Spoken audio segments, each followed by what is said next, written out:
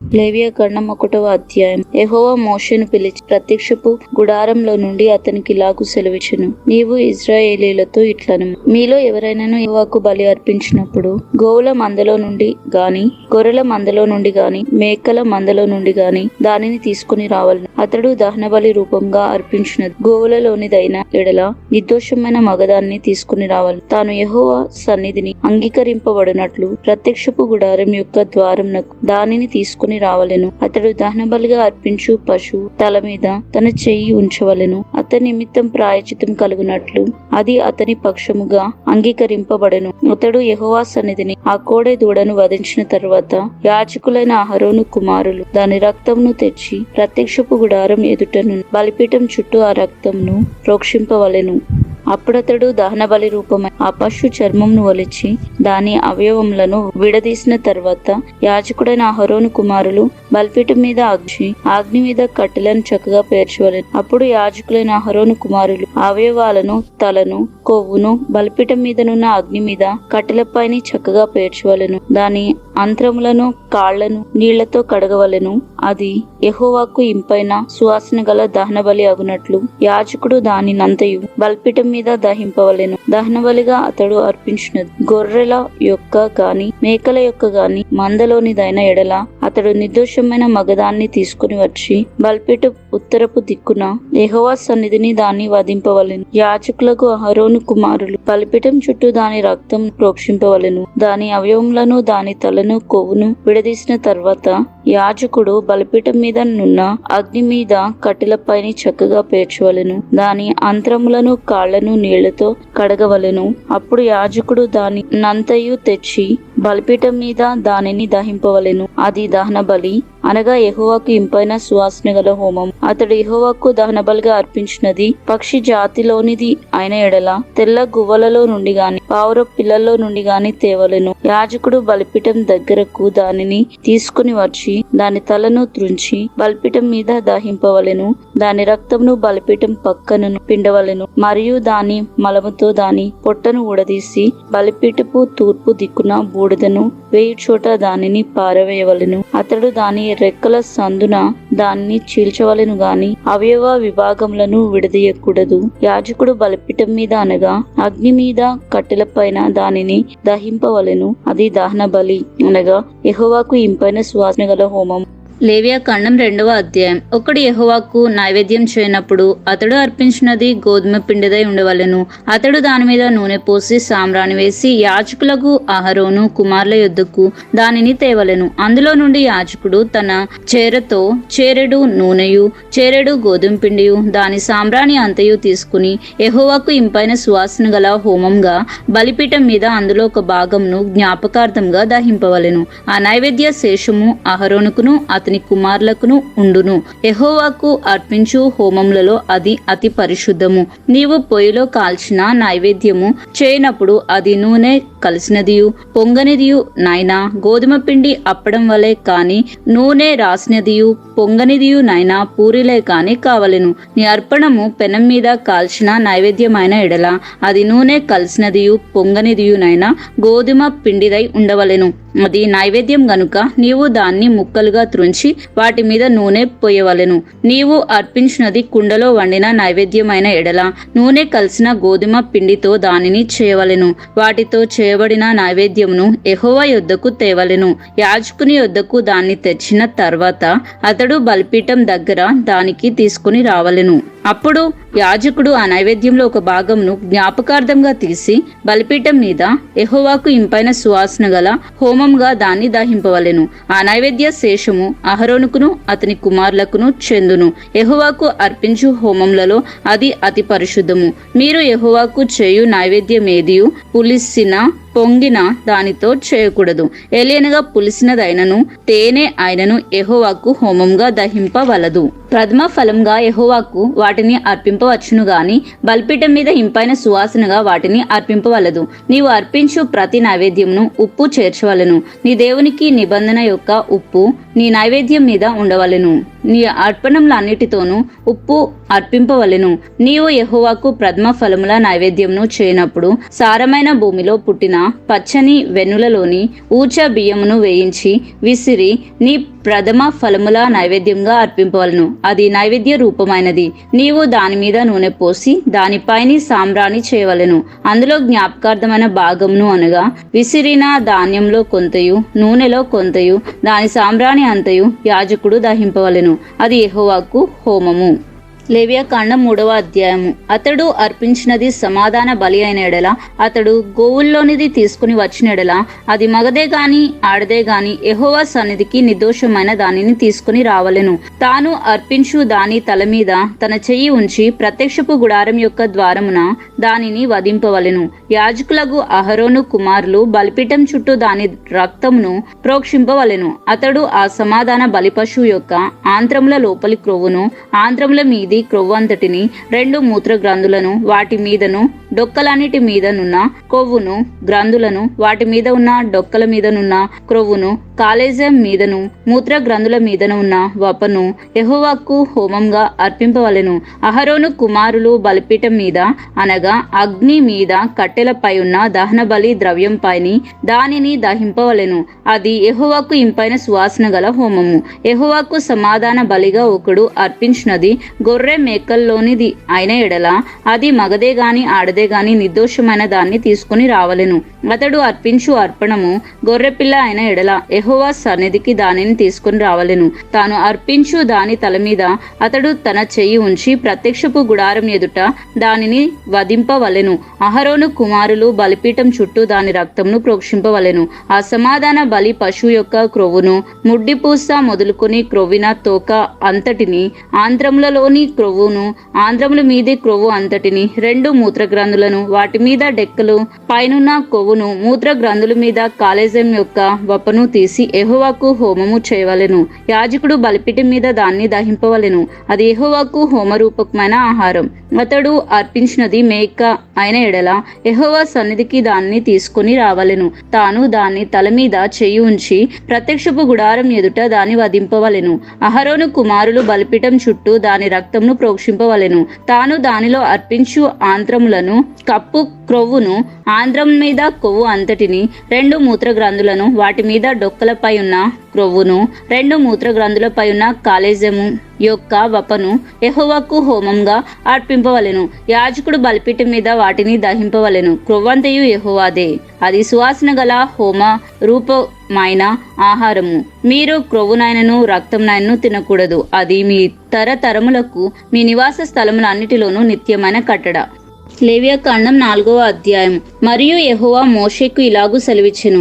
నీవు ఇశ్రాయేలీలతో ఇట్లనుము, యెహోవా ఆజ్ఞలన్నిటిలో దేని విషయమైనను ఎవరైనను పొరపాటున చేయరాని కార్యములు చేసి పాపి అయిన ఎడల ఎట్లనగా ప్రజలు అపరాధులు అగునట్లు అభిషక్తుడైన యాజకుడు పాపం చేసిన ఎడల తాను చేసిన పాపమునకై నిర్దోషమైన కోడె దూడను యెహోవాకు పాప పరిహారార్థ బలిగా అర్పింపవలెను. అతడు ప్రత్యక్షపు గుడారం యొక్క ద్వారమునకు యెహోవా సన్నిధిని ఆ కోడెను తీసుకుని వచ్చి కోడె తల మీద చెయ్యి ఉంచి యెహోవా సన్నిధిని కోడెను వధింపవలెను. అభిషక్తుడైన యాజకుడు ఆ కోడె రక్తంలో కొంచెము తీసి ప్రత్యక్షపు గుడారంనకు దానిని తేవలెను. ఆ యాజకుడు ఆ రక్తంలో తన వ్రేలు ముంచి పరిశుద్ధ మందిరం యొక్క అడ్డతెర ఎదుట ఆ రక్తంలో కొంచెము 7 మార్లు యెహోవా సన్నిధిని ప్రోక్షింపవలెను. అప్పుడు యాజకుడు ప్రత్యక్షపు గుడారంలో యెహోవా సన్నిధిని ఉన్న సుగంధ ద్రవ్యముల ధూపవేదిక కొమ్ముల మీద ఆ రక్తంలో కొంచెం చమిరి ప్రత్యక్షపు గుడారం యొక్క ద్వారం నొద్దనున్న దహన బలి పీఠము అడుగున ఆ కోడె యొక్క రక్త శేషమంతయు పోయవలెను. మరియు అతడు పాప పరిహారార్థ బలి రూపమైన ఆ కోడె కొవ్వు అంతయు దాని నుండి తీయవలెను. ఆంత్రములలోని క్రొవ్వును ఆంత్రముల మీది క్రొవ్వంతటిని మూత్ర గ్రంథులను వాటి మీద డొక్కల పైన ఉన్న క్రొవ్వును మూత్ర గ్రంథుల పైన ఉన్న కలేజము మీది వపను సమాధాన బలి యగు ఎద్దు నుండి తీసినట్లు దీని నుండి తీయవలెను. యాజకుడు దహన బలిపీఠం మీద వాటిని ధూపము వేయవలెను. ఆ కోడె యొక్క శేషమంతయు అనగా దాని చర్మము దాని మాంసమంతయు దాని తల దాని కాళ్ళు దాని ఆంత్రములు దాని పేడ పాలెం వెలుపల బూడిదను పారబోవు పరిశుద్ధ స్థలమునకు తీసుకుని పోయి అగ్నిలో కట్టెల మీద కాల్చివేయవలెను. బూడిద పారబోయు చోట దానిని కాల్చివేయవలెను. ఇజ్రాయేలీలో సమాజమంతయు పొరపాటున ఏ తప్పిదం చేసి యెహోవా ఆజ్ఞలన్నిటిలో దేన్నైనా మీరి చేయరాని పని చేసి అపరాధులైన ఎడల వారు ఆ ఆజ్ఞకు విరోధంగా చేసిన ఆ పాపమును తనకు తెలియబడినప్పుడు సంఘము పాప పరిహారార్థ బలిగా ఒక కోడె దూడను అర్పించి ప్రత్యక్షపు గుడారం యొక్క ద్వారమునకు దాన్ని తీసుకుని రావలెను. సమాజం యొక్క పెద్దలు యెహోవా సన్నిధిని ఆ కోడె మీద తమ చేతులు ఉంచిన తర్వాత యెహోవా సన్నిధిని ఆ కోడె దూడను వధింపవలెను. అభిషక్తుడైన యాజకుడు ఆ కోడె యొక్క రక్తంలో కొంచెము ప్రత్యక్షపు గుడారంలోనికి తీసుకుని రావలెను. ఆ యాజకుడు ఆ రక్తంలో తన వ్రేలు ముంచి అడ్డతెర వైపున యెహోవా సన్నిధిని 7 మార్లు దాన్ని ప్రోక్షింపవలెను. మరియు అతడు దాని రక్తంలో కొంచెము ప్రత్యక్షపు గుడారంలో యెహోవా సన్నిధి నున్న బలిపీఠపు కొమ్ముల మీద చమిరి ప్రత్యక్షపు గుడారం యొక్క ద్వారం నొద్దనున్న దహన బలిపీఠం అడుగున ఆ రక్తశేషం అంతయు పోయవలెను. మరియు అతడు దాని క్రొవ్వు అంతయు తీసి బలిపీఠం మీద దహింపవలెను. అతడు పాప పరిహారార్థ బలియగు కోడెను చేసినట్లు దీనిని చేయవలెను. అట్లే దీని చేయవలెను. యాజకుడు వారి నిమిత్తం ప్రాయచిత్తం చేయగా వారికి క్షమాపణ కలుగును. ఆ కోడెను పాళెం వెలుపలకి మోసుకుని పోయి ఆ మొదటి కోడెను కాల్చినట్లు కాల్చివేయవలెను. ఇది సంగమునకు పాప పరిహారార్థ బలి. అధికారి పొరపాటున పాపం చేసి తన దేవుడైన యెహోవా ఆజ్ఞలన్నిటిలో దేన్నైనా మీరి చేయరాని పనులు చేసి అపరాధి అయిన ఎడల అతడు ఏ పాపం చేసి పాపి ఆయనో అది తనకు తెలియబడిన ఎడల అతడు నిర్దోషమైన మగ మేక పిల్లను అర్పణగా తీసుకుని వచ్చి ఆ మేక పిల్ల తల మీద చేయి ఉంచి దహన బలి పశువును వధించిన చోట యెహోవా సన్నిధిని దాన్ని వధింపవలెను. ఇది పాప పరిహారార్థ బలి. యాజకుడు పాప పరిహారార్థ బలి పశు రక్తంలో కొంచెము తన వ్రేలితో తీసి దహన బలిపీఠపు కొమ్ముల మీద చమిరి దాని రక్తశేషమును దహన బలిపీఠము అడుగున పోయవలెను. సమాధాన బలి పశువు యొక్క క్రొవ్వు వలె దీని క్రొవ్వంతయు దహన బలిపీఠం మీద దహింపవలెను. అట్లు యాజకుడు అతని పాప విషయంలో అతని నిమిత్తం ప్రాయచిత్తం చేయగా అతనికి క్షమాపణ కలుగును. మీ దేశస్థుల్లో ఎవడైనా పొరపాటున పాపం చేసి చేయరాని పనుల విషయంలో యెహోవా ఆజ్ఞల్లో దేన్నైనా మీరి అపరాధి అయిన ఎడల తాను చేసినది పాపమని ఒకవేళ తనకు తెలియబడిన ఎడల తాను చేసిన పాపం విషయమై నిర్దోషమైన ఆడు మగ మేక పిల్లను అర్పణగా తీసుకుని వచ్చి పాప పరిహారార్థ బలి పశువు యొక్క తల మీద తన చెయ్యి ఉంచి దహన బలి పశువులను వధించు స్థలమున దాన్ని వధింపవలెను. యాజకుడు దాని రక్తంలో కొంచెం వ్రేలితో తీసి దహన బలిపీఠపు కొమ్ముల మీద చమిరి దాని రక్త శేషమును ఆ పీఠపు అడుగున పోయవలెను. మరియు సమాధాన బలి పశువు యొక్క క్రొవ్వును తీసినట్లే దీని క్రొవ్వంతటిని తీయవలెను. యెహోవాకు ఇంపైన సువాసనగా యాజకుడు దహన బలిపీఠం మీద దాన్ని దహింపవలెను. అట్లు యాజకుడు అతని నిమిత్తం ప్రాయచిత్తం చేయగా అతనికి క్షమాపణ కలుగును. ఎవడైనా పాప పరిహారార్థ బలిగా అర్పించుటకు గొర్రెను తీసుకుని వచ్చిన ఎడల నిర్దోషమైన దాన్ని తీసుకుని వచ్చి పాప పరిహారార్థ బలియగు ఆ పశువు తల మీద చెయ్యి ఉంచి దహన బలి పశువులను వధించు చోటను పాప పరిహారార్థ బలియగు దాన్ని వధింపవలెను. యాజకుడు పాప పరిహారార్థ బలియగు పశువు రక్తంలో కొంచెము తన వ్రేలితో తీసి దహన బలిపీఠపు కొమ్ముల మీద చమిరి ఆ పీఠపు అడుగున రక్తశేషమంతయు పోయవలెను. మరియు సమాధాన బలి పశువు యొక్క క్రొవ్వును తీసినట్లు దీని క్రొవ్వంతయు తీయవలెను. యాజకుడు యెహోవాకు అర్పించు హోమంల రీతిగా బలిపీఠం మీద వాటిని ధూపం వేయవలెను. అతడు చేసిన పాపం విషయమై యాజకుడు అతని నిమిత్తం ప్రాయశ్చిత్తం చేయగా అతనికి క్షమాపణ కలుగును. లేవియాకాండం 5వ అధ్యాయము. ఒకడు ఒట్టు పెట్టుకున్న వాడై తాను చూసిన దాన్ని గూర్చి తనకు తెలిసిన దాన్ని గూర్చి సాక్షి ఉండి దాన్ని తెలియచేయక పాపం చేసిన ఎడల అతడు తన దోష శిక్షను భరించును. మరియు ఒకడు ఏ అపవిత్ర వస్తువునైనను ముట్టిన ఎడల అది అపవిత్ర మృగ కళేబరమే గాని అపవిత్ర పశు కళేబరమే గాని అపవిత్రమైన పాకెడు జంతువు కళేబరమే గాని అది అపవిత్రమని తనకు తెలియకపోయినను అతడు అపవిత్రుడై అపరాధి అగును. మనుష్యులకు తగులు అపవిత్రతలో ఏదైనాను ఒకరికి తెలియకుండా అంటిన ఎడల అనగా ఒకనికి అపవిత్రత కలిగిన ఎడల ఆ సంగతి తెలిసిన తర్వాత వాడు అపరాధి అగును. మరియు కీడైనను మేలైనను మనుషులు వ్యర్థంగా ఒట్టు పెట్టుకుని చేసేదమని పలుకు మాటల్లో మరి దేనినైనాను యోచింపక చేసేదమని ఒకడు పెదవులతో వ్యర్థంగా ఒట్టు పెట్టుకున్న ఎడల అది తెలిసిన తర్వాత వాడు అపరాధి అగును. కాబట్టి అతడు వాటి విషయమందైనను అపరాధి అగునప్పుడు ఆ విషయమందే తాను చేసిన పాపమును ఒప్పుకొని తాను చేసిన పాప విషయమే యెహోవా సన్నిధికి మందలో నుండి ఆడు గొర్రె పిల్లనే గాని ఆడు మేక పిల్లనే గాని పాప పరిహారార్థ బలిగా అర్పింపవలెను. అతనికి పాప క్షమాపణ కలుగునట్లు యాజకుడు అతని నిమిత్తం ప్రాయశ్చిత్తము చేయను. అతడు గొర్రె పిల్లను తేజాలని ఎడల అతడు పాపి అగునట్లు తాను చేసిన అపరాధం విషయమై 2 తెల్ల గువ్వలనే గాని 2 పావుర పిల్లలనే గాని పాప పరిహారార్థ బలిగా ఒకదాని, దహన బలిగా ఇంకొక దాన్ని యెహోవా సన్నిధికి తీసుకుని రావలెను. అతడు యాజకుని యొద్దకు వాటిని తెచ్చిన తర్వాత అతడు పాప పరిహారార్థమైన దానిని మొదట అర్పించి దాని మెడ నుండి దాని తలను నులమవలెను గాని దాని నూడదీయకూడదు. అతడు పాప పరిహారార్థ బలి పశు రక్తంలో కొంచెము బలిపీఠం పక్కన ప్రోక్షింపవలెను. దాని రక్తశేషమును బలిపీఠము అడుగున పిండవలెను. అది పాప పరిహారార్థ బలి. విధి చొప్పున 2వ దాన్ని దహన బలిగా అర్పింపవలెను. అతడు చేసిన పాపం విషయమై యాజకుడు అతని నిమిత్తం ప్రాయశ్చిత్తం చేయగా అతనికి క్షమాపణ కలుగును. 2 తెల్ల గువ్వలనైనను 2 పావుర పిల్లలనైనను తమకు దొరకని ఎడల పాపం చేసిన వాడు తూమెడు గోధుమ పిండిలో 10వ వంతును పాప పరిహారార్థ బలి రూపంగా తేవలెను. అది పాప పరిహారార్థ బలి గనుక దాని మీద నూనె పొయ్యవలదు, సాంబ్రాణి దాని మీద ఉంచవలదు. అతడు యాజకుని యొద్దకు దాన్ని తెచ్చిన తర్వాత యాజకుడు జ్ఞాపకార్థంగా దానిలో పిడికెడు తీసి యెహోవాకు అర్పించు హోమ ద్రవ్యముల రీతిగా దహన బలిపీఠము మీద దానిని దహింపవలెను. అది పాప పరిహారార్థ బలి. పై చెప్పిన వాటిలో దేని విషయమైనను పాపం చేసిన వాని నిమిత్తం యాజకుడు ప్రాయశ్చిత్తం చేయగా అతనికి క్షమాపణ కలుగును. దాని శేషము నైవేద్యం శేషం వలె యాజకునిది అగును. మరియు యెహోవా మోషేకు ఇలాగు సెలవిచ్చెను, ఒకడు యెహోవాకు పరిశుద్ధమైన వాటి విషయములలో పొరపాటున పాపం చేసిన ఎడల తాను చేసిన అపరాధమునకు నీవు ఏర్పరచు వెల చొప్పున పరిశుద్ధమైన తులముల విలువ గల నిర్దోషమైన పొట్టేలును మందలో నుండి అపరాధ పరిహారార్థ బలిగా యెహోవా యొద్దకు వాడు తీసుకుని రావలెను. పరిశుద్ధమైన దాని విషయములలో తాను చేసిన పాపం వలన నష్టము నిచ్చుకొని దానితో 5వ వంతు యాజకునికి ఇవ్వవలెను. ఆ యాజకుడు అపరాధ పరిహారార్థ బలి అగు పొట్టేలు వలన అతని నిమిత్తం ప్రాయశ్చిత్తం చేయగా అతనికి క్షమాపణ కలుగును. చేయకూడనిదని యెహోవా ఆజ్ఞాపించిన వాటిలో దేన్నైనా చేసి ఒకడు పాపి అయిన ఎడల అది పొరపాటున జరిగినను అతడు అపరాధి అయి తన దోషమునకు శిక్ష భరించును. కావున నీవు ఏర్పరిచిన వెల చొప్పున మందలో నుండి నిర్దోషమైన పొట్టేలును అపరాధ పరిహారార్థ బలిగా అతడు యాజకుని యొద్దకు తీసుకుని రావలను. అతడు తెలియకే పొరపాటున చేసిన తప్పును గురించి యాజకుడు అతని నిమిత్తం ప్రాయశ్చిత్తం చేయగా అతనికి క్షమాపణ కలుగును.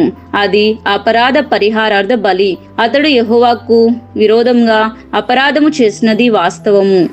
లేవ్యకాండం 6వ అధ్యాయం. మరియు యెహోవా మోషేకు ఇలాగ సెలవిచ్చెను, ఒకడు యెహోవాకు విరోధంగా ద్రోహం చేసి పాపి అయిన ఎడల అనగా తనకు అప్పగింపబడిన దాన్ని గూర్చి గాని తాకట్టు ఉంచిన దాన్ని గూర్చి గాని దోచుకున్న దాన్ని గూర్చి గాని తన పొరుగువానితో బొంకిన ఎడలనేమి తన పొరుగువాన్ని బలత్కరించిన ఎడలనేమి పోయినది తనకు దొరికినప్పుడు దాని గురించి బొంకిన ఎడలనేమి మనుషులు వేటిని చేసి పాపులు అగుదురో వాటన్నిటిలో దేని విషయమైనను అబద్ధ ప్రమాణం చేసిన ఎడలనేమి అతడు పాపం చేసి అపరాధి అగును గనుక అతడు తాను దోచుకున్న సొమ్మును గురించి గాని బలత్కారం చేతను అపహరింపబడిన దాన్ని గూర్చి గాని తనకు అప్పగింపబడిన దాని గూర్చి గాని పోయి తనకు దొరికిన దాని గూర్చి గాని దేనిని గూర్చి అయినను తాను అబద్ధ ప్రమాణం చేసినో దానంతయు మరలా ఇచ్చుకొనవలెను.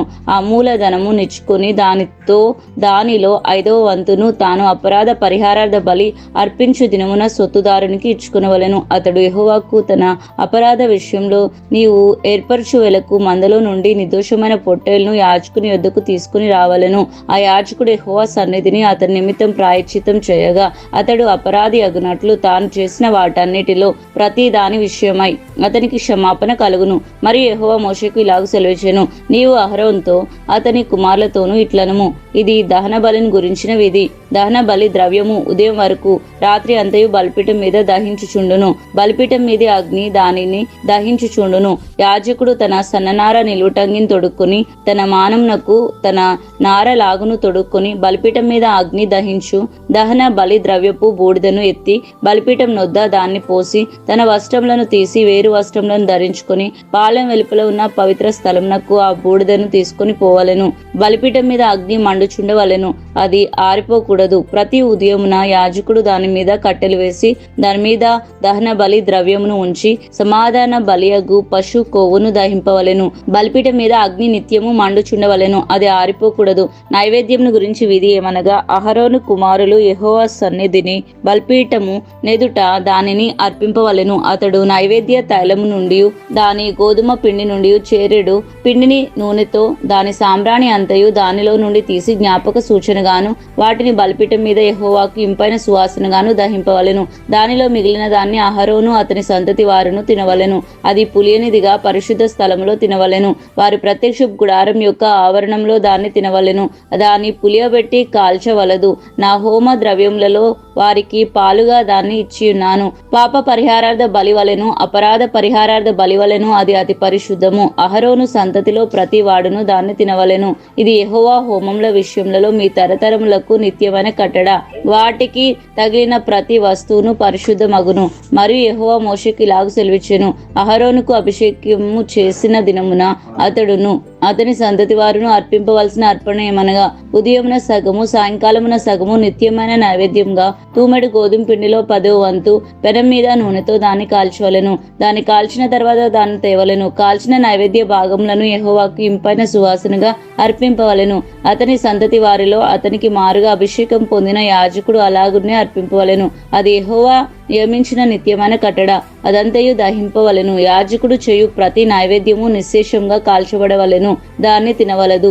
మరి యెహోవా మోషేకు ఇలాగు సెలవిచ్చెను, నీవు అహరోనుకును అతని సంతతి వారికి ఇలాగు ఆజ్ఞాపించుము. పాప పరిహారార్థ బలిని గురించిన విధి ఏదనగా, నీవు దహన బలి రూపమైన పశువులను వధించు చోట పాప పరిహారార్థ బలి పశువులను యెహోవా సన్నిధిని వధింపవలెను, అది అతి పరిశుద్ధము. పాప పరిహారార్థ బలిగా దాన్ని అర్పించిన యాజకుడు దాన్ని తినవలెను. పరిశుద్ధ స్థలమందు అనగా ప్రత్యక్ష గుడారం యొక్క ఆవరణంలో దాన్ని తినవలెను.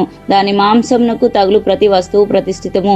దాని రక్తంలోని కొంచెమన్ను వస్త్రం మీద ప్రోక్షించిన ఎడల అది దేని మీద ప్రోక్షింపబడినో దానిని పరిశుద్ధ స్థలంలో ఉతకవలెను. దాని వండిన మట్టి కుండను పగలగొట్టవలెను. దాని ఇత్తడి పాత్రలో వండిన ఎడల దాని తోమి నీళ్లతో కడగవలెను.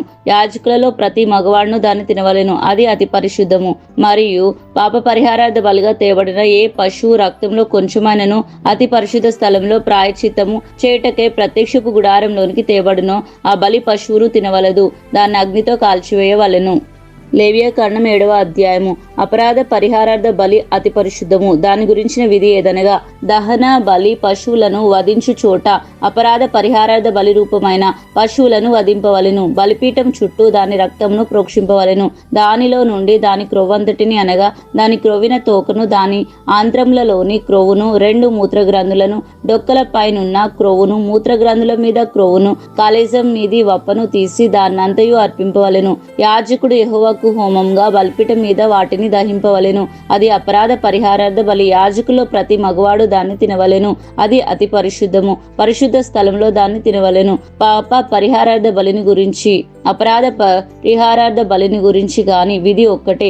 ఆ బలి ద్రవ్యము దాని వలన ప్రాయశ్చిత్తం చేయు యాజకుంది అగును. ఒకడు తెచ్చిన దహన బలిని ఏ యాజకుడు అర్పించినా ఆ యాజకుడు అర్పించిన దహన బలి పశువు చర్మము అతనిది, అది అతనిది అగును. పొయ్యి మీద వండిన ప్రతి నైవేద్యమును కుండలోనే గాని పెనం మీదనే గాని కాల్చినది యావత్తును దానికి అర్పించిన యాజకునిది, అది అతనిది అగును. అది నూనె కలిసినదే గాని పొడిదే గాని మీ నైవేద్యంలన్నిటినీ అహరోను సంతతి వారు సమంగా పంచుకొనవలెను. ఒకడు యెహోవాకు అర్పింపవలసిన సమాధాన బలిని గురించిన విధి ఏదనగా, వాడు కృతజ్ఞత అర్పణగా దాన్ని అర్పించున్నప్పుడు తన కృతజ్ఞత అర్పణ రూపమైన బలి కాక నూనెతో కలిసినవియు పొంగనివియునైనా పిండి వంటలను, నూనె పూసినవియు పొంగనివి అయినా పల్చని అప్పడంలను, నూనె కలిపి కాల్చిన గోధుమ పిండి వంటలను అర్పింపవలెను. ఆ పిండి వంటలే కాక సమాధాన బలి రూపకమైన కృతజ్ఞతా బలి ద్రవ్యములలో పులిసిన రొట్టెను అర్పణగా అర్పింపవలెను. మరియు అర్పణలో దానిలో నుండి ఒకదాన్ని యెహోవాకు ప్రతిష్ఠ అర్పణగా అర్పింపవలెను. అది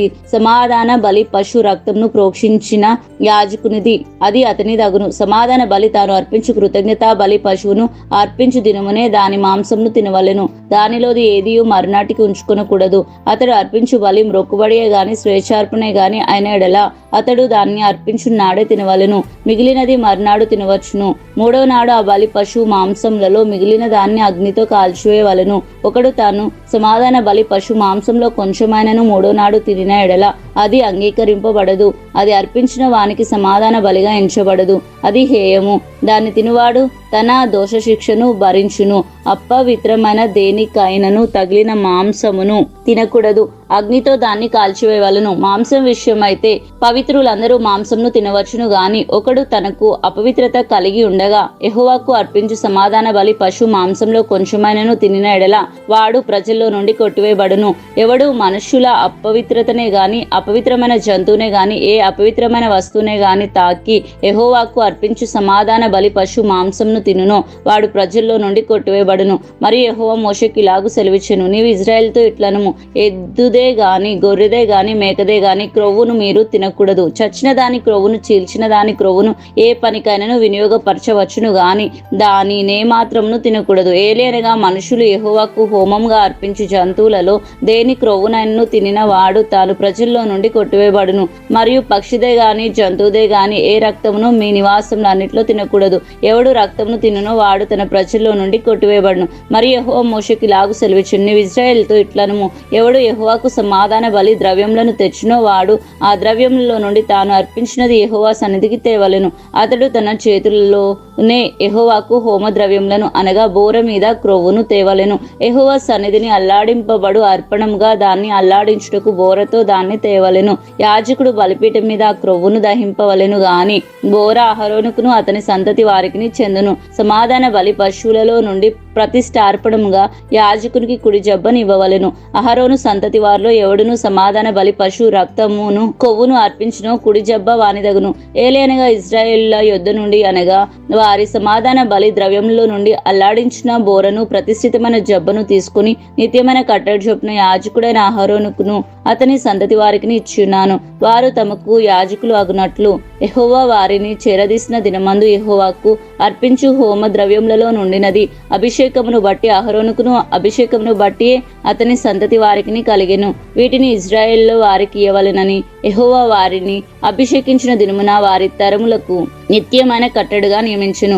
ఇది దహన బలిని గూర్చి అపరాధ పరిహారార్థపు నైవేద్యమును గూర్చియు పాప పరిహారార్థ బలిని గూర్చియు అపరాధ పరిహారార్థ బలిని గూర్చియు ప్రతిష్ఠ అర్పణములను గూర్చియు సమాధాన బలిని గూర్చియు చేయబడిన విధి.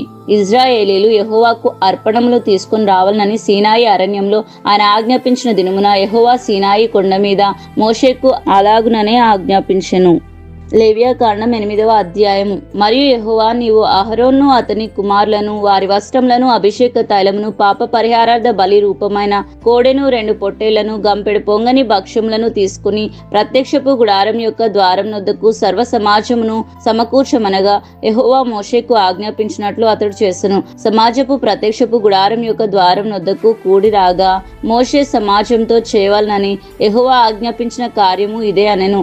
అప్పుడు మోషే అహరోను అతని కుమారులకు దగ్గరకు తీసుకుని వచ్చి నీళ్లతో వారికి స్నానం చేయించెను. తర్వాత అతడు అతని చొక్కాయని తొడిగి అతనికి దట్టిని కట్టి నిలువుటంగిని ఎఫోదును వేసి ఎఫోదు యొక్క విచిత్రమైన నడికట్టును అతనికి కట్టి దాని వలన అతనికి ఎఫోదును బిగించి అతనికి పథకము వేసి ఆ పథకంలో ఊరిము తుమ్మిమను వాటిని ఉంచి అతని తల మీద పాగాను పెట్టి ఆ పాగా మీదను అతని నొస్సుట పరిశుద్ధ కిరీటంగా బంగారు రేకును కట్టెను. ఇట్లా యెహోవా మోషేకు ఆజ్ఞాపించెను. మరియు మోషే అభిషేక తైలమును తీసుకుని మందిరమును దానిలో ఉన్న సమస్తమును అభిషేకించి వాటిని ప్రతిష్ఠించెను. అతడు దానిలో కొంచెం 7 మార్లు బలిపీఠం మీద ప్రోక్షించి బలిపీఠమును దాని ఉపకరణములన్నిటినీ గంగాళమును దాని పీటను ప్రతిష్ఠించుటకై వాటిని అభిషేకించెను. మరియు అతడు అభిషేక తైలంలో కొంచెం అహరోను తల మీద పోసి అతని ప్రతిష్ఠించుటకై అతనికి అభిషేకించెను. అప్పుడు అతడు అహరోను కుమారులను దగ్గరకు తీసుకుని వచ్చి వారికి చొక్కాలను తొడిగి వారికి దట్టీలను కట్టి వారికి కుళాయిలను పెట్టెను. ఇట్లా యెహోవా మోషేకు ఆజ్ఞాపించెను. అప్పుడు అతడు పాప పరిహారార్థ బలిగా ఒక కోడెను తీసుకుని వచ్చెను. అహరోను అతని కుమారులను పాప పరిహారార్థ బలి రూపమైన ఆ కోడె తల మీద తమ చేతులు ఉంచిరి. దాన్ని వధించిన తర్వాత మోషే దాని రక్తంను తీసి బలిపీఠ కొమ్ముల చుట్టూ వ్రేలితో దాన్ని చమిరి బలిపీఠం విషయమై పాప పరిహారార్థము చేసి దాని నిమిత్తము ప్రాయశ్చిత్తం చేయుటకై బలిపీఠం అడుగున రక్తంను పోసి దాన్ని ప్రతిష్ఠించెను. మోషే ఆంత్రముల మీద క్రొవ్వంతటిని, కలేజం మీది వపను, 2 మూత్రగ్రంథులను వాటి క్రొవ్వును తీసి బలిపీఠం మీద దహించెను. మరియు యెహోవా మోషేకు ఆజ్ఞాపించినట్లు ఆ కోడెను, దాని చర్మమును, దాని మాంసమును, దాని పేడను పాలెమునకు అవతల అగ్ని చేత కాల్చివేసెను. తర్వాత అతడు దహనబలిగా ఒక పొట్టేలును తీసుకుని వచ్చెను. అహరోను అతని కుమారులను ఆ పొట్టేలు తల మీద తమ చేతులు ఉంచిరి. అప్పుడు మోషే దానిని వధించి బలిపీఠం చుట్టూ దాని రక్తమును ప్రోక్షించెను. అతడు ఆ పొట్టేలు యొక్క అవయవములను విడదీసి దాని తలను, అవయవములను, క్రొవ్వును దహించెను. అతడు దాని ఆంత్రములను, కాళ్లను నీళ్లతో కడిగి ఆ పొట్టేలంతయు బలిపీఠం మీద దహించెను. యెహోవా మోషేకు ఆజ్ఞాపించినట్లు అది ఇంపైన సువాసన గల దహన బలి ఆయెను. అది యెహోవాకు హోమము. అతడు 2వ పొట్టేలును అనగా ఈ ప్రతిష్ఠితమైన పొట్టేలును తీసుకుని రాగా అహరోను అతని కుమారులను ఆ పొట్టేలు తల మీద తమ చేతులు ఉంచిరి. మోషే దాన్ని వధించి దాని రక్తంలో కొంచెం తీసి అహరోను కుడి చెవి కొన మీదను, అతని కుడి చేతి బొటని వేలి మీదను, అతని కుడికాలి బొటన వేలి కొన మీదను దాన్ని చమిరెను. మోషే అహరోను కుమారులను దగ్గరకు తీసుకుని వచ్చి వారి కుడి చెవుల కొనల మీదను, వారి కుడి చేతుల బొటన వేలి మీదను, వారి కుడి కాళ్ల బొటన వేలి మీదను ఆ రక్తంలో కొంచెము చమిరెను. మరియు మోషే బలిపీఠం చుట్టూ దాని రక్తంను ప్రోక్షించెను. తర్వాత అతడు దాని క్రొవ్వును, క్రొవ్విన తోకను, ఆంత్రముల మీది క్రొవ్వంతటిని, కలేజం మీది వప్పను, 2 మూత్రగ్రంథులను వాటి క్రొవ్వును, కుడి జబ్బను తీసి యెహోవా సన్నిధిని గంపెడు పులియని భక్ష్యములో నుండి పులియని ఒక పిండి వంటను, నూనె గలదై పొడిచిన ఒక భక్ష్యమును, ఒక పలచని అప్పడమును తీసి ఆ క్రొవ్వు మీదను, ఆ కుడి జబ్బ మీదను వాటిని ఉంచి అహరోను చేతుల మీదను, అతని కుమారుల చేతుల మీదను వాటిని ఉంచి అల్లాడింపబడు అర్పణంగా యెహోవా సన్నిధిని వాటిని అల్లాడించెను. అప్పుడు మోషే వారి చేతుల మీద నుండి వాటిని తీసి బలిపీఠం మీద నున్న దహన బలి ద్రవ్యం మీద వాటిని దహించెను. అవి ఇంపైన సువాసన గల ప్రతిష్ఠ అర్పణములు, అవి యెహోవాకు హోమము. మరియు మోషే దాని బోరను తీసి అల్లాడింపబడు అర్పణంగా యెహోవా సన్నిధిని దాన్ని అల్లాడించెను. ప్రతిష్ఠిత అర్పణ రూపమైన పొట్టేల్లో అది మోషే వంతు. అట్లు యెహోవా మోషేకు ఆజ్ఞాపించెను. మరియు మోషే అభిషేక తైలంలో కొంతయు, బలిపీఠం మీద రక్తంలో కొంతయు తీసి అహరోను మీదను, అతని వస్త్రముల మీదను, అతని కుమారుల మీదను, అతని కుమారుల మీదను, వస్త్రముల మీదను దానిని ప్రోక్షించి అహరోను అతని వస్త్రములను, అతని కుమారులను, అతని కుమారుల వస్త్రములను ప్రతిష్ఠించెను. అప్పుడు మోషే అహరోనుతోను అతని కుమారులతోను ఇట్లనెను, ప్రత్యక్ష గుడారం యొక్క ద్వారం నొద్ద ఆ మాంసమును వండి అహరోను అతని కుమారులను తినవలనని నేను ఆజ్ఞాపించినట్లు అక్కడనే దానిని ప్రతిష్ఠిత ద్రవ్యములు గల గంపలోని భక్ష్యములను తినవలెను. ఆ మాంసంలోను భక్ష్యములలోను మిగిలినది అగ్ని చేత కాల్చివేయవలెను. మీ ప్రతిష్ఠిత దినములు తీరు వరకు 7 దినములు ప్రత్యక్ష గుడారం యొక్క ద్వారం నొద్ద నుండి బయలు వెళ్ళకూడదు.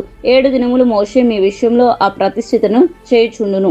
మీ నిమిత్తం ప్రాయశ్చిత్తం చేయుటకే అతడు నేడు చేసినట్లు చేయవలనని యెహోవా ఆజ్ఞాపించెను. మీరు చావకున్నట్లు మీరు ప్రత్యక్ష గుడారం యొక్క ద్వారం నొద్ద 7 దినముల వరకు రేయింబగళ్ళు ఉండి యెహోవా విధించిన విధిని ఆచరింపవలెను. నాకు అట్టి ఆజ్ఞ కలిగెను. యెహోవా మోషే ద్వారా ఆజ్ఞాపించినవన్నీ అహరోను అతని కుమారులను చేసిరి. లేవియాకాండం 9వ అధ్యాయం. 8వ దినమున మోషే అహరోను అతని కుమారులను ఇశ్రాయేలు పెద్దలను పిలిపించి అహరోనుతో ఇట్లనెను, నీవు పాప పరిహారార్థ బలిని, నిర్దోషమైన ఒక కోడె దూడను, దహన బలిగా నిర్దోషమైన ఒక పొట్టేలును యెహోవా సన్నిధికి తీసుకుని రమ్ము. మరియు నీవు ఇశ్రాయేలీలతో మీరు యెహోవా సన్నిధిని బలిని అర్పించినట్లు పాప పరిహారార్థ బలిగా నిర్దోషమైన మేకపిల్లను, దహన బలిగా నిర్దోషమైన ఏడాది దూడను, గొర్రెపిల్లను, సమాధాన బలిగా కోడెను, పొట్టేలును, నూనె కలిపిన నైవేద్యంను తీసుకుని రండి. నేడు యెహోవా మీకు కనబడును అని చెప్పుము. మోషే ఆజ్ఞాపించిన వాటిని వారు ప్రత్యక్ష గుడారం ఎదుటికి తీసుకుని వచ్చిరి. సమాజమంతయు దగ్గరికి వచ్చి యెహోవా సన్నిధిని నిలువుగా, మోషే మీరు చేయవలనని యెహోవా ఆజ్ఞాపించింది ఇదే, అట్లు చేయుడి, అప్పుడు యెహోవా మహిమను మీకు కనబడును అనెను. మరియు మోషే అహరోనుతో ఇట్లనెను, నీవు బలిపీఠం వద్దకు వెళ్లి పాప పరిహారార్థ బలిని, దహన బలిని అర్పించి మీ నిమిత్తమును ప్రజల నిమిత్తమును ప్రాయశ్చిత్తం చేసి ప్రజల కొరకు అర్పణము చేసి యెహోవా ఆజ్ఞాపించినట్లు వారి నిమిత్తం ప్రాయశ్చిత్తం చేయము. కాబట్టి అహరోను బలిపీఠం దగ్గరకు వెళ్లి తన కొరకు పాప పరిహారార్థ బలిని ఒక దూడను వధించెను. అహరోను కుమారులు దాని రక్తంను అతని యొద్దకు తేగా అతడు ఆ రక్తంలో తన వ్రేలు ముంచి బలిపీఠ కొమ్ముల మీద దాన్ని చమిరి బలిపీఠం అడుగున ఆ రక్తంను పోసెను. దాని క్రొవ్వును, మూత్రగ్రంథులను, కలేజం మీది వప్పను బలిపీఠం మీద దహించును. అట్లు యెహోవా మోషేకు ఆజ్ఞాపించెను. దాని మాంసమును, చర్మమును పాలెం వెలుపల అగ్నితో కాల్చివేయవలెను. అప్పుడు అతడు దహనబలి పశువును వధించెను. అహరోను కుమారులు అతన్ని దాని రక్తం అప్పగింపగా అతడు బలిపీఠం చుట్టూ దాన్ని ప్రోక్షించెను. మరియు వారు దహన బలి పశువు యొక్క తలను అవయవములను అతనికి అప్పగింపగా అతడు బలిపీఠం మీద వాటిని దహించును. అతడు దాని ఆంత్రములను కాళ్లను కడిగి బలిపీఠం మీదనున్న దహన బలి ద్రవ్యం పైన దహించును. అతడు ప్రజల అర్పణములను తీసుకుని వచ్చి ప్రజలు అర్పించు పాప పరిహారార్థ బలియగు మేకను తీసుకుని వధించి మొదటి దాని వలె దానిని పాప పరిహారార్థ బలిగా అర్పించెను. అప్పుడతడు దహన బలి పశువును తీసుకుని విధి చొప్పున దాన్ని అర్పించెను. అప్పుడతడు నైవేద్యం తెచ్చి దానిలో నుండి చేరుడు తీసి ప్రాప్తకాలమందు చేసిన దహన బలి కాక బలిపీఠం మీద దహించెను. మరియు మోషే ప్రజలు అర్పించు సమాధాన బలి రూపమైన కోడెదూడను పొట్టేలను వధించెను. అహరోను కుమారులు దాని మాంసమును దాని రక్తమును అతనికి అప్పగింపగా అప్పుడు అతడు బలిపీఠం చుట్టూ దాన్ని ప్రోక్షించెను. మరియు వారు ఆ దూడ క్రొవ్వును, మ్రేక క్రొవ్వును, కొవ్విన తోకను, ఆంత్రములను, కప్పు క్రొవ్వును, మూత్ర గ్రంథులను, కలేజం మీద వప్పను అప్పగించిరి. బోరల మీద క్రొవ్వును ఉంచిరి. అతడు బలిపీఠం మీద ఆ క్రొవ్వును దహించును. బోరలను కుడి జబ్బను యెహోవా సన్నిధిలో అల్లాడించు అర్పణంగా అహరోను అల్లాడించెను. అట్లు యెహోవా మోషేకు ఆజ్ఞాపించెను. అప్పుడు అహరోను పాప పరిహారార్థ బలిని, దహన బలిని, సమాధాన బలిని అర్పించి ప్రజల వైపును తమ చేతులు ఎత్తి వారిని దీవించిన తర్వాత దిగివచ్చెను. మోషే అహరోన్లు ప్రత్యక్ష గుడారంలోనికి పోయి వెలుపలికి వచ్చి ప్రజలను దీవించగా యెహోవా మహిమ ప్రజలందరికీ కనబడెను. యెహోవా సన్నిధి నుండి అగ్ని బయలు వెళ్లి బలిపీఠం మీదనున్న దహన బలి ద్రవ్యమును క్రొవ్వును కాల్చివేసెను. ప్రజలందరూ దాన్ని చూసి ఉత్సాహధ్వని చేసి సాగిలపడిరి. లేవియాకాండం 10వ అధ్యాయం. అహరోను కుమారులైన నాదాబు, అబీహులు తమ ధూపార్తులను తీసుకుని వాటిలో నిప్పులు ఉంచి వాటి మీద ధూపద్రవ్యములను వేసి యెహోవా తమకు ఆజ్ఞాపింపని వేరొక అగ్నిని ఆయన సన్నిధికి తేగా యెహోవా సన్నిధి నుండి అగ్ని బయలుదేరి వారిని కాల్చివేసెను. వారు యెహోవా సన్నిధిని మృతి పొందిరి. అప్పుడు మోషే అహరోన్లతో ఇట్లనెను, ఇది యెహోవా చెప్పిన మాట, నా యొద్ద నుండు వారి యందు నేను నన్ను పరిశుద్ధపరచు కొందును, ప్రజలందరి ఎదుట నన్ను మహిమపరచుకొందును. అహరోను మౌనం నుండగా మోషే అహరోను పినతండ్రి అయిన ఉజ్జియేలు కుమారుడైన మిషాయేలును ఎల్సాఫానును పిలిపించి, మీరు సమీపించి పరిశుద్ధ స్థలం ఎదుట నుండి పాలెం వెలుపలకి మీ సహోదరుల శవములను మోసుకుని పోవడని వారితో చెప్పెను. మోషే చెప్పినట్లు వారు సమీపించి చొక్కాలను తీయకే పాలెం వెలుపలకి వారిని మోసుకుని పోయిరి. అప్పుడు మోషే అహరోనును అతడి కుమారులైన ఎలియాజరును ఈతామారును వారితో, మీరు చావక ఉండునట్లు యెహోవా ఈ సర్వ సమాజం మీద ఆగ్రహ పడకుండునట్లును మీరు తల విరబోసుకునకూడదు, బట్టలు చింపుకొనకూడదు గాని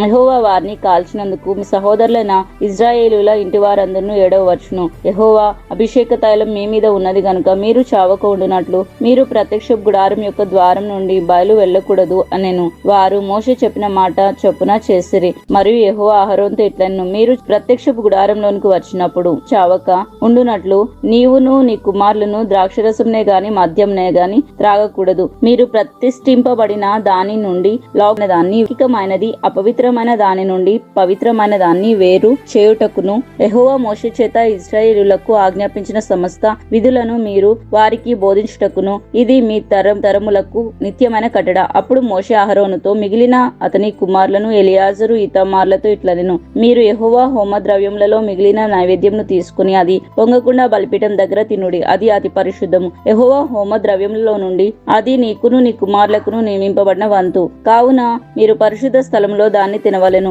నేను అట్టి ఆజ్ఞను పొందితిని. మరియు అల్లాడించు బొరను ప్రతిష్ఠితమైన జబ్బను మీరు అనగా నీవును నీతో పాటు నీ కుమారులను నీ కుమార్తెలను పవిత్ర స్థలములలో తినవలెను. ఏలైనగా అవి ఇజ్రాయేలీలు అర్పించు సమాధాన బలులో నుండి నీకును నీ కుమారులకును నియమింపబడిన వంతులు. హోమ ద్రవ్య రూపమైన క్రొవ్వును గాక యెహోవా సన్నిధిని అల్లాడింపబడిన దానిని దాన్ని అల్లాడించినట్లు ప్రతిష్ఠితమైన జబ్బను అల్లాడించు బొరను తీసుకుని రావలను. నిత్యమైన కట్టడి చొప్పున అవి నీకును నీ కుమారులకును చెందును. అట్లు యెహోవా ఆజ్ఞాపించెను. అప్పుడు మోషే పాప పరిహారార్థ బలియగు మేకను కనుగొనవలనని జాగ్రత్తగా వెతికినప్పుడు అది కాలిపోయి ఉండెను. అతడు అహరోను కుమారులలో మిగిలిన ఎలియాజరు ఈతామారును వారి మీద ఆగ్రహపడి, మీరు పరిశుద్ధ స్థలంలో ఆ పాప పరిహారార్థ బలి పశువును ఎలా తినలేదు, అది అతి పరిశుద్ధం గదా. సమాజం యొక్క దోష శిక్షను భరించి యెహోవా సన్నిధిని వారి నిమిత్తం ప్రాయశ్చిత్తం చేయటకే ఆయన దాన్ని ఇచ్చెను గదా. ఇదిగో దాని రక్తమును పరిశుద్ధ స్థలంలోనికి తేవలను గదా.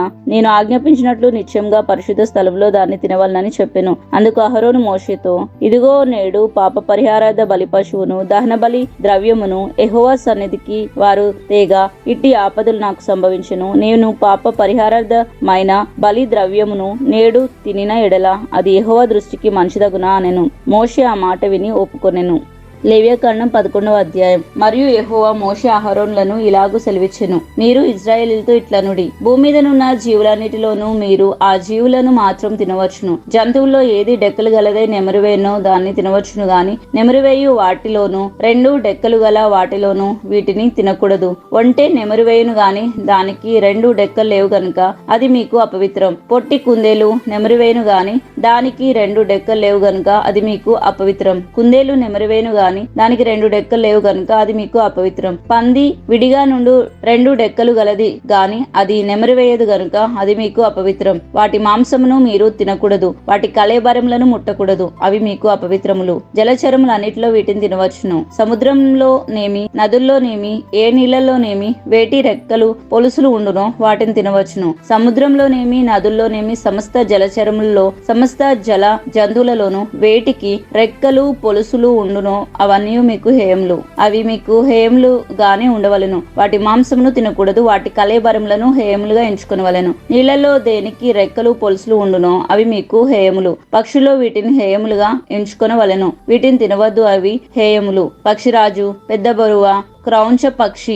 గ్రద్ద, తెల్ల గ్రద్ద, ప్రతి విధమైన గ్రద్ద, ప్రతి విధమైన కాకి, నిప్పుకోడి, కపిరిగాడు, కోకిల, ప్రతి విధమైన డేగ, పైగిడి కంటే, చెరువు కాకి, గుడ్లగుబ్బ, హంస, గూడబాతు, నెల్లబొరువ, శంకువుడి కొంగ, ప్రతి విధమైన కొంగ, కుంకుడు గువ్వ, గబ్బిలము. రెక్కలు కలిగి 4 కాళ్లతో సంచరించు చర్ములన్నీ మీకు హేయములు. అయితే 4 కాళ్లతో సంచరించు నేల గంతులు వేటకు కాళ్ల మీద తొడలు గల పురుగులన్నీ తినవచ్చును. నేత మిడతలు గాని చిన్న మిడతలు గాని ఆకు మిడతలు గాని మిడతల్లో ప్రతి విధమైనది తినవచ్చు. 4 కాళ్ళు గల పురుగులని మీకు హేయములు. వాటి వలన మీరు అపవిత్రులు అగుదురు. వాటి కళేబరములను ముట్టిన ప్రతివాడు సాయంకాలం వరకు అపవిత్రుడు. వాటి కళేబరంలో కొంచెమైనా మోసిన ప్రతివాడు తమ బట్టలు ఉతుక్కొని సాయంకాలం వరకు అపవిత్రుడు అగును. 2 డెక్కలు గల జంతువులన్నిటిలో విడిగా చీల్చిన డెక్కలు లేకయు నెమరు వేయకయు ఉండినవి మీకు అపవిత్రములు. వాటి కళేబరములను ముట్టిన ప్రతివాడు అపవిత్రుడు అగును.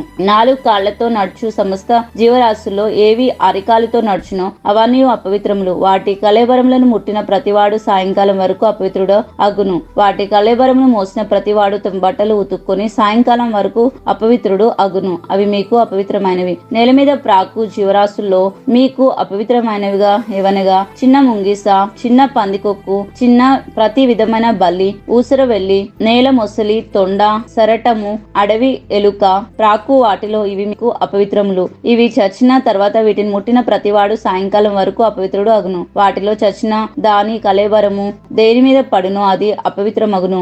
అది చెక్క పాత్రయే గాని బట్టయే గాని చర్మమే గాని సంచియే గాని పనిచేయు ఉపకరణములు ఏదియు గాని అనే ఎడల దాని నీళ్లలో వేయవలను. అది సాయంకాలం వరకు అపవిత్రమై ఉండును. తర్వాత అది పవిత్రమగును. వీటిలో ఏదైనా మంటి పాత్రలో పడిన ఎడల దానిలో దంతయు అపవిత్రము అగును. మీరు దానిని పగలగొట్టవలెను. తినదగిన ఆహారం అంతటిలో దేని మీద మీ ఆ నీళ్లు పడును అది అపవిత్రమగును. అట్టి పాత్రలో త్రాగిన ఏ పానీయమును అపవిత్రము. వాటి కళేబరంలో కొంచెము దేని మీద పడును అది అపవిత్రమగును. అది పొయ్యి అయినను కుంపటి అయినను దాన్ని పగలగొట్టవలను, అది అపవిత్రము. అవి మీకు అపవిత్రములుగా ఉండవలను. అయితే విస్తారమైన నీళ్లు గల ఊటల్లో గాని గుంటల్లో గాని కళేబరం పడినను ఆ నీళ్లు అపవిత్రములు కావు, కాని కళేబరమునకు తగిలినది అపవిత్రమగును. వాటి కళేబరములలో కొంచెం విత్తు కట్టు విత్తనముల మీద పడినను అవి అపవిత్రములు కావు, గాని ఆ విత్తనములు మీద నీళ్లు పోసిన తర్వాత కళేబరంలో కొంచెము వాటి మీద పడిన ఎడల అవి మీకు అపవిత్రములు అగును. మీరు తినదగిన జంతువులలో ఏదైనా చచ్చిన ఎడల దాని కళేబరమును ముట్టువాడు సాయంకాలం వరకు అపవిత్రుడు అగును. దాని కళేబరములలో ఏదైనా తినువాడు తన బట్టలు ఉతుక్కొని సాయంకాలం వరకు అపవిత్రుడు అగును. దాని కళేబరమును మోయవాడు తన బట్టలు ఉతుక్కొని సాయంకాలం వరకు అపవిత్రుడు అగును. నేల మీద ప్రాకు జీవరాశులు అన్నియు హేయములు.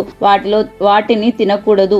నేల మీద ప్రాకు జీవరాశులన్నిటిలో కడుపుతో సంచరించు దానినైనను 4 కాళ్లతో సంచరించు దానినైనను చాలా కాళ్ళు గల దానినైనను మీరు తినకూడదు, అవి హేయములు. ప్రాకు జీవరాశులలో దేనినైనా తిని మిమ్మును మీరు హేయపరచుకునకూడదు. వాటి వలన అపవిత్రులు అగునట్టు వాటి వలన అపవిత్రత కలచేసుకునకూడదు. నేను మీ దేవుడైన యెహోవాను. నేను పరిశుద్ధుడను గనుక మీరు పరిశుద్ధులై ఉండునట్లు మిమ్మును మీరు పరిశుద్ధ పరచుకునవలను. నేల మీద ప్రాకు జీవరాశుల్లో దేని వలనైనను మిమ్మును మీరు అపవిత్ర పరచుకునకూడదు.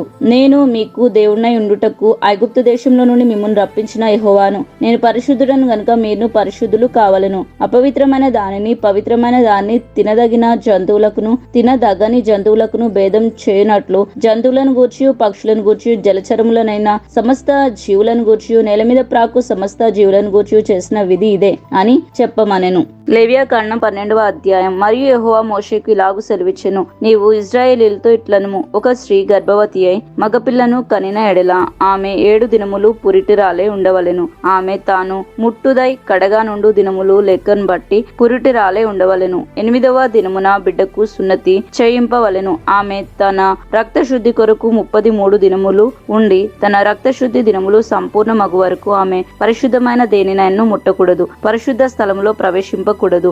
ఆమె ఆడు పిల్లను కనిన ఎడల ఆమె తాను కడగా ఉండునప్పటి వలె 2 వారములు పురుటురాలే ఉండవలెను. ఆమె తన రక్త శుద్ధి కొరకు 66 దినములు కడగా ఉండవలెను. కుమారుని కొరకే గాని కుమార్తె కొరకే గాని ఆమె శుద్ధి దినములు సంపూర్తి అయిన తర్వాత ఆమె దహన బలిగా ఒక ఏడాది గొర్రె పిల్లను, పాప పరిహారార్థ బలిగా ఒక పావురపు పిల్లనైనను తెల్ల గువ్వనైనను ప్రత్యక్షపు గుడారం యొక్క ద్వారమునకు యాజకుని యొద్దకు తీసుకుని రావలెను. అతడు యెహోవా సన్నిధిని దాన్ని అర్పించి ఆమె నిమిత్తము ప్రాయశ్చిత్తము చేయగా ఆమె రక్తస్రావం విషయమే ఆమె పవిత్రపరచబడును.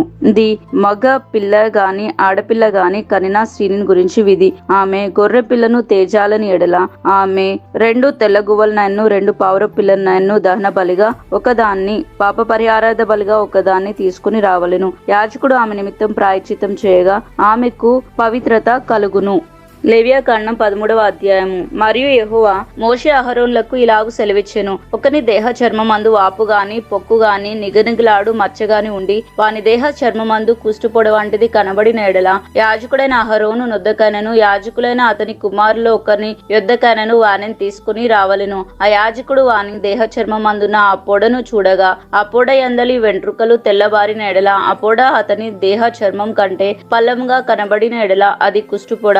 యాజకుడు వానిని చూచి అపవిత్రుడని నిర్ణయింపవలెను. నిగనిగలాడు మచ్చ చర్మముల కంటే పల్లము కాక వాని దేహ చర్మమందు తెల్లగా కనబడిన ఎడలను దాని వెంట్రుకలు తెల్లబారకున్న ఎడలను ఆ యాజకుడు 7 దినములు ఆ పొడగల వానిని కడగా ఉంచవలెను. 7వ నాడు యాజకుడు వానిని చూడవలెను. ఆ పొడ చర్మమందు వ్యాపింపక అట్లే ఉండిన ఎడల యాజకుడు మరి 7 దినములు వానిని కడగా ఉంచవలెను. 7వ నాడు యాజకుడు రెండవసారి వానిని చూడవలెను. అప్పుడు ఆ పొడ చర్మమందు వ్యాపింపక అదే తీరున ఉండిన ఎడల యాజకుడు వానిని పవిత్రుడని నిర్ణయింపవలెను. అది పక్కే. వాడు తన బట్టలు ఉదుక్కొని పవిత్రుడు అగును. అయితే వాడు తన దేహ శుద్ధి విషయము యాజకునికి కనబడిన తర్వాత ఆ పక్కు చర్మమందు విస్తారంగా వ్యాపించిన ఎడల వాడు రెండోసారి యాజకునికి కనబడవలెను. అప్పుడు ఆ పక్కు చర్మమందు వ్యాపించిన ఎడల యాజకుడు వాడు అపవిత్రుడని నిర్ణయింపవలెను. కుష్ఠపొడ ఒకనికి కలిగిన ఎడల యాజకుని యొద్దకు వానిని తీసుకుని రావలెను. యాజకుడు వానిని చూడగా తెల్లని వాపు చర్మమందు కనబడిన ఎడలను అది వెంట్రుకలను తెల్లబరిచిన ఎడలను వాపులో పచ్చి మాంసము కనబడిన ఎడలను అది వాని దేహ చర్మమందు పాతదైన కుష్ఠము గనుక యాజకుడు వాడు అపవిత్రుడని నిర్ణయింపవలెను. వానిని కడగా ఉంచకూడదు, వాడు అపవిత్రుడు. కుష్ఠము చర్మమందు విస్తారంగా పుట్టినప్పుడు యాజకుడు చూచిన అంతవరకు ఆ పొడగల వాని తల మొదలుకొని పాదముల వరకు కుష్ఠము వాని చర్మమంతయు వ్యాపించి ఉండిన ఎడల యాజకుడు వానిని చూడవలెను. ఆ కుష్ఠము వాని దేహమంతయు వ్యాపించిన ఎడల ఆ పొడగల వాడు పవిత్రుడని నిర్ణయింపవలెను. వాని ఒళ్ళంతయు తెల్లవారెను, వాడు పవిత్రుడు. అయితే వాని యొంట పచ్చి మాంసము కనబడు దినమున వాడు అపవిత్రుడు. యాజకుడు ఆ పచ్చి మాంసమును చూచి వాడు అపవిత్రుడని నిర్ణయింపవలెను. ఆ పచ్చి మాంసము అపవిత్రమే, అది కుష్ఠము. అయితే ఆ పచ్చి మాంసము అది తెల్లబారిన ఎడల వాడు యాజకుని యొద్దకు రావలెను. యాజకుడు వానిని చూడగా ఆ పొడ తెల్లబారిన ఎడల యాజకుడు ఆ పొడ పవిత్రమని నిర్ణయింపవలెను. వాడు పవిత్రుడు. ఒకని దేహ చర్మమందు పుండు పుట్టి మానిన తర్వాత ఆ పుండుండిన చోట తెల్లని వాపైనను తెలుపుతో కూడిన ఎరుపు రంగు గల పొడగాని నిగనిగలాడు తెల్లని పొడగాని పుట్టిన ఎడల యాజకునికి దాన్ని కనపరచవలెను. యాజకుడు దాన్ని చూచినప్పుడు అతని చూపునకు అది చర్మం కంటే పళ్ళంగా కనబడిన ఎడలను దాని వెంట్రుకలు తెల్లబారి ఉండిన ఎడలను యాజకుడు వాడు అపవిత్రుడు అని నిర్ణయింపవలెను. అది ఆ పుంటి వలన పుట్టిన కుష్టుపొడ. యాజకుడు దాన్ని చూచినప్పుడు దానిలో తెల్లని వెంట్రుకలు లేకపోయిన ఎడలను, అది చర్మం కంటే పళ్ళము కాక కొంచెము నయంగా కనబడిన ఎడలను యాజకుడు 7 దినములు వానిని ప్రత్యేకంగా ఉంచవలెను. అది చర్మమందు విస్తారంగా వ్యాపించిన ఎడల యాజకుడు వాడు అపవిత్రుడని నిర్ణయింపవలెను. అది కుష్టుపొడ. నిగనిగలాడు పొడ వ్యాపింపక అట్లే ఉండిన ఎడల అది దద్దురు. యాజకుడు వాడు పవిత్రుడని నిర్ణయింపవలెను. దద్దురు కలిగిన దేహ చర్మమందు ఆ వాత ఎర్రగా గాని తెల్లగానే గాని నిగనిగలాడు తెల్లని మచ్చగానే గాని ఉండిన ఎడల యాజకుడు దాన్ని చూడవలెను. నిగనిగలాడు ఆ మచ్చలోని వెంట్రుకలు తెల్లబారిన ఎడలను, అది చర్మం కంటే పలంగా కనబడిన ఎడలను అది ఆ వాత వలన పుట్టిన కుష్ఠపొడ. యాజకుడు వాడు అపవిత్రుడని నిర్ణయింపవలను. అది కుష్ఠము.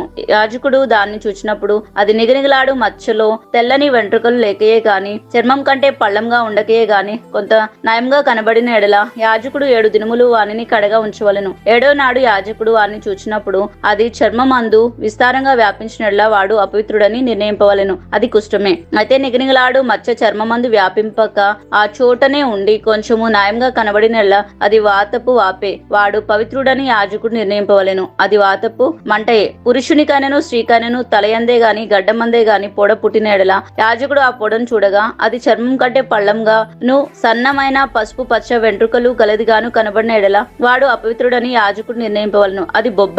తల మీదనేమి గడ్డం మీదనేమి పుట్టిన కుష్ఠము. యాజకుడు ఆ బొబ్బైన పొడను చూచినప్పుడు అది చర్మం కంటే పళ్ళం కాని ఎడల దానిలో నల్ల వెంట్రుకలు లేని ఎడలను యాజకుడు ఆ బొబ్బైన పొడలు గల వానిని 7 దినములు ప్రత్యేకంగా ఉంచవలెను. 7వ నాడు యాజకుడు ఆ పొడను చూడవలెను. ఆ బొబ్బ వ్యాపింపక ఉండిన ఎడలను దానిలో పసుపు పచ్చ వెంట్రుకలు లేని ఎడలను చర్మం కంటే పళ్ళము కాని ఎడలను వాడు క్షౌరం చేయించుకునవలను గాని ఆ బొబ్బ క్షౌరం చేయకూడదు. యాజకుడు బొబ్బ గల వానిని మరి 7 దినములు ప్రత్యేకంగా ఉంచవలెను. 7వ నాడు యాజకుడు ఆ బొబ్బను చూడగా అది చర్మమందు బొబ్బలు వ్యాపింపగా చర్మం కంటే పళ్ళము కాక ఉండిన ఎడల యాజకుడు వాడు పవిత్రుడని నిర్ణయింపవలెను. వాడు తన బట్టలు ఉతుక్కొని పవిత్రుడు అగును. వాడు పవిత్రుడని నిర్ణయించిన తర్వాత బొబ్బ విస్తారంగా వ్యాపించిన ఎడల యాజకుడు వారిని చూడవలెను. అప్పుడు ఆ మాద వ్యాపించి ఉండిన ఎడల యాజకుడు పసుపు పచ్చ వెంట్రుకలు వెతకనక్కరలేదు. వాడు అపవిత్రుడు. అయితే నిలిచిన ఆ మాదలో నల్ల వెంట్రుకలు పుట్టిన ఎడల ఆ మాద బాగుపడెను. వాడు పవిత్రుడు. యాజకుడు వాడు పవిత్రుడని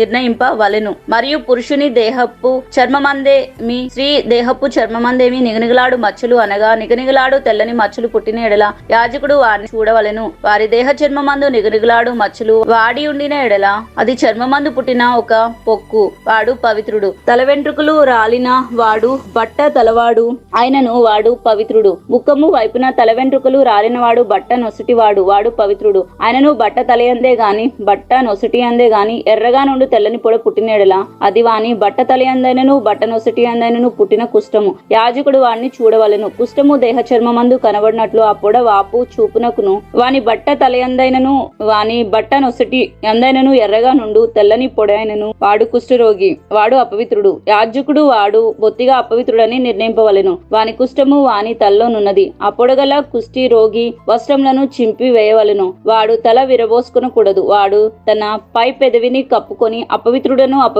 అని బిగ్గరగా పలకవలను. ఆ పొడ వానికి కలిగిన దినములన్నీ వాడు అపవిత్రుడై ఉండును. వాడు అపవిత్రుడు గనుక ప్రత్యేకంగానే నివసింపవలెను. వాని నివాసములు పాలెంనకు వెలుపల ఉండవలెను. మరియు కుష్ఠుపొడ వస్త్రమందు కనబడినప్పుడు అది గొర్రె వెంట్రుకలు బట్ట ఎందేమి నారబట్ట ఎందేమి నారతోనే గాని వెంట్రుకలతోనే గాని వేసిన పడుగు నందేమి పేక ఎందేమి తోలునందేమి తోలుతో చేయబడు ఏ వస్తువు అందేమి పుట్టి ఆ పొడ ఆ బట్ట ఎందేమి ఆ తోలునందేమి ఆ పేక ఎందేమి తోలుతో చేయబడిన వస్తువు ఎందేమి పచ్చ దళులు గాని ఎర్ర దళులు గలదాని గాని కనబడిన ఎడల అది కుష్ఠపొడ.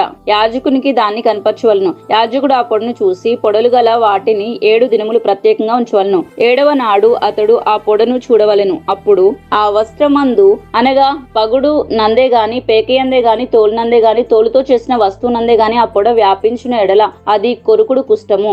అది అపవిత్రము. కావున అతడు ఆ పొడ దేనిలో ఉన్నదో ఆ వస్త్రము నారతోనేమి వెంట్రుకలతోనేమి చేసిన పగుడును పేకను తేలుతో చేసిన ప్రతి వస్తువును అగ్నితో కాల్చివేయవలను. అది కొరుకుడు కుష్ఠము. అగ్నితో దాన్ని కాల్చివేయవలను. అయితే యాజకుడు చూసినప్పుడు ఆ పొడ ఆ వస్త్రమందు అనగా పగుడునందేమి పేకయందేమి తోలుతో చేసిన మరి దేని అందేమి వ్యాపింపకపోయిన ఎడల యాజకుడు ఆ పొడగల దానిని ఉతకన ఆజ్ఞాపించి మరి 7 దినములు దాన్ని విడిగా ఉంచవలెను. ఆ పొడగల దానిని ఉతికిన తర్వాత యాజకుడు దాన్ని చూడవలెను. ఆ పొడ మారకపోయినను వ్యాపింపకపోయినను అది అపవిత్రము. అగ్నితో దాన్ని కాల్చివేయవలెను. అది లోపలైనే గాని పై వైపే గాని పుట్టిన కొరుకుడు కొరుకుడు కుష్టముగా ఉండును. యాజకుడు దాన్ని చూచినప్పుడు వస్త్రం ఉతికిన తర్వాత ఆ పొడ వాడి ఉండిన ఎడల అది ఆ వస్త్రంలో ఉండినను, తోలుతో ఉండినను, పగుడులో ఉండినను, పేకలో ఉండినను యాజకుడు వాటిని చింపివేయవలను. అటు తర్వాత అది ఆ వస్త్రమందే గాని, పడుగునందే గాని, పేకయందే గాని, తోలుతో చేసిన దేని అందే గాని కనబడిన ఎడల అది కొరుకుడు కుష్టము. ఆ పొడ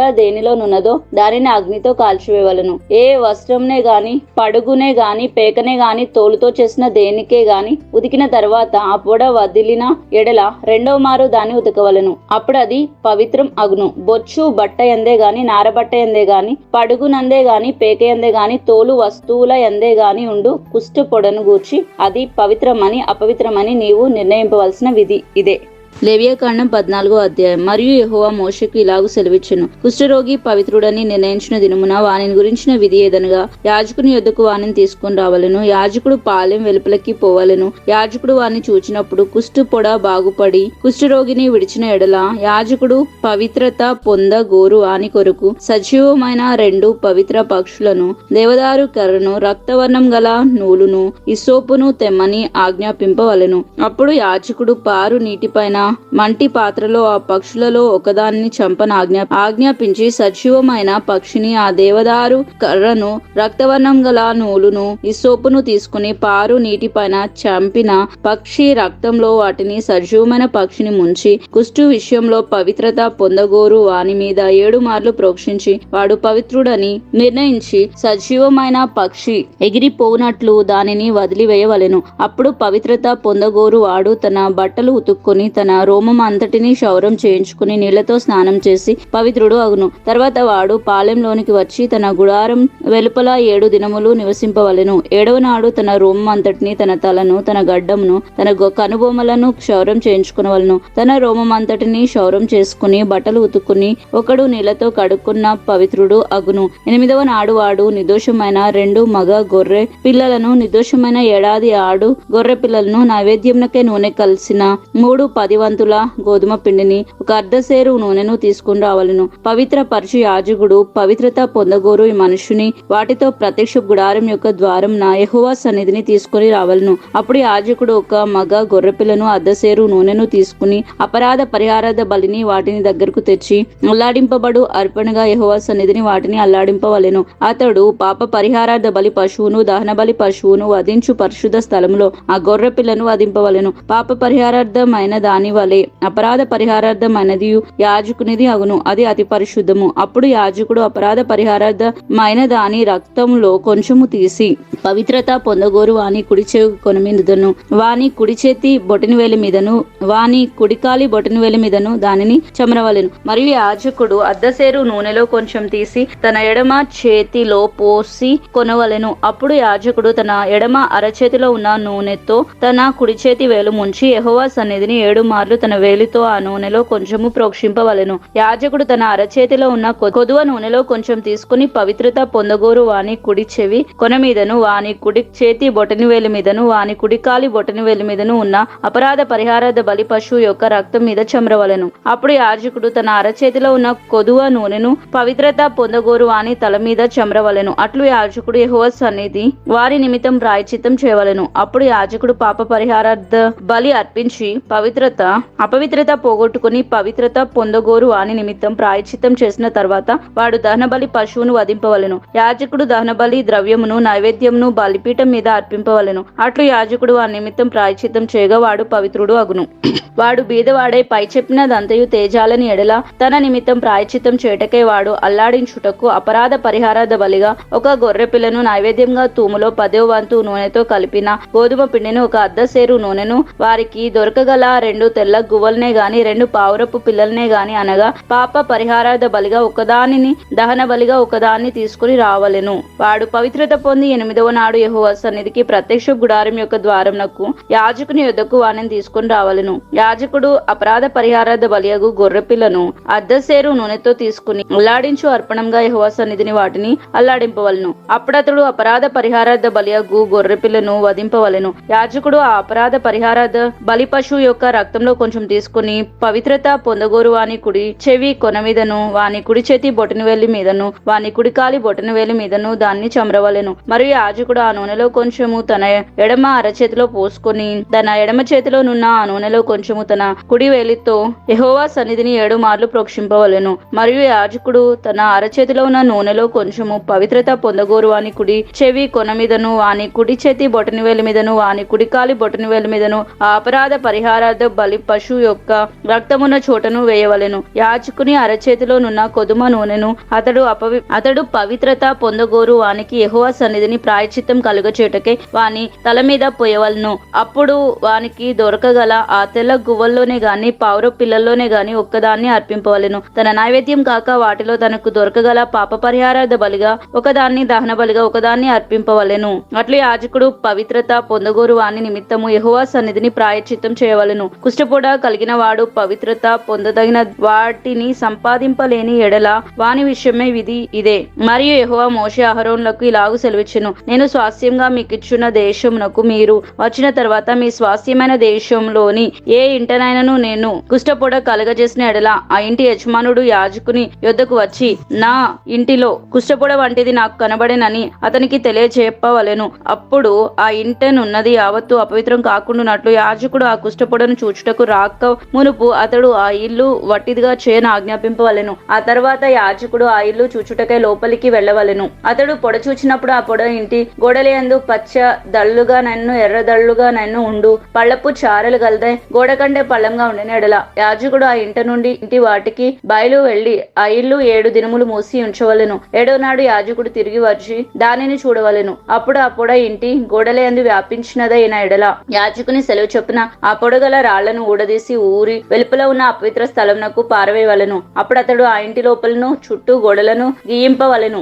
వారు గీసిన పెళ్లలను ఊరి వెలుపలనున్న అపవిత్ర స్థలంలో పారబోసి వేరు రాళ్లను తీసుకుని ఆ రాళ్లకు ప్రతిగా చేర్చవలెను. అతడు వేరు అడుసులను తెప్పించి ఆ ఇంటి గోడను పూయవలెను. అతడు ఆ రాళ్లను ఊడదీసిన ఇల్లు గీయించి దానికి అడుసులను పూయించిన తర్వాత ఆ పొడ తిరిగి ఇంట బయలు పడిన ఎడల యాజకుడు వచ్చి దాన్ని చూడవలెను. అప్పుడు ఆ పొడ ఆ ఇంట వ్యాపించిన ఎడల అది ఆ ఇంటిలో కొరుకుడు కుష్టము, అది అపవిత్రము. కాబట్టి అతడు ఆ ఇంటిని దాని రాళ్లను కర్రలను సున్నం అంతటిని పడగొట్టించి ఊరి వెలుపల ఉన్న అపవిత్ర స్థలమునకు వాటిని మోయించి పారబోయింపవలెను. మరియు ఆ ఇల్లు పాడు విడిచిన దినములన్నయు దానిలో ప్రవేశించువాడు సాయంకాలం వరకు అపవిత్రుడు అగును. ఆ ఇంట పండుకునివాడు తన బట్టలు ఉతుక్కునవలెను. ఆ ఇంట భోజనం చేవాడు తన బట్టలు ఉతుక్కునవలెను. యాజకుడు వచ్చి లోపల ప్రవేశించి చూచినప్పుడు ఆ ఇంటికి అడుసులు వేసిన తర్వాత ఆ పొడ ఇంటిలో వ్యాపింపక పోయిన ఎడల పొడ బాగుపడేను గనుక ఆ ఇల్లు పవిత్రమని యాజకుడు నిర్ణయింపవలెను. ఆ ఇంటి కొరకు పాప పరిహారార్థ బలి అర్పించుటకు అతడు 2 పక్షులను, దేవదారు కర్రను,